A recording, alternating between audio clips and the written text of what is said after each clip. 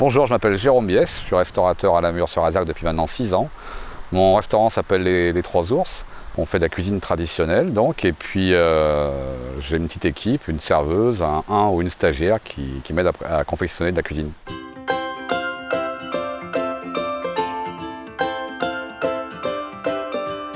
Il y a quelques mois, en fait, j'ai rencontré une personne de l'accord qui est venue faire un peu le point avec moi sur le tri sélectif, le volume de déchets que je faisais pour le restaurant.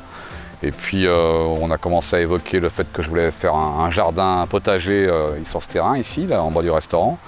Et on a commencé un petit peu à voir s'il n'y aurait pas des solutions en fait, pour réduire les déchets que j'avais. Donc à l'époque, je faisais un sac de 100 litres par jour.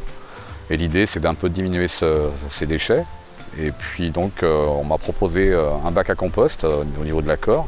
Moi ça m'a intéressé parce qu'au lieu d'acheter de l'engrais, d'en répandre ici sur le jardin potager, autant récupérer les déchets de mon restaurant. Donc c'est une manière un petit peu entre guillemets écologique quoi, de traiter ces déchets. Donc déjà un peu moins de sacs à porter et puis récupérer un petit peu déjà ce qu'on achète pour en faire autre chose.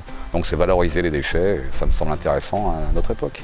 Si on fait correctement les choses, donc on met tout ce qui est végétal, coquilles d'œufs, cartonnettes, papier, donc ça représente un peu plus de 30% pour moi. Voilà.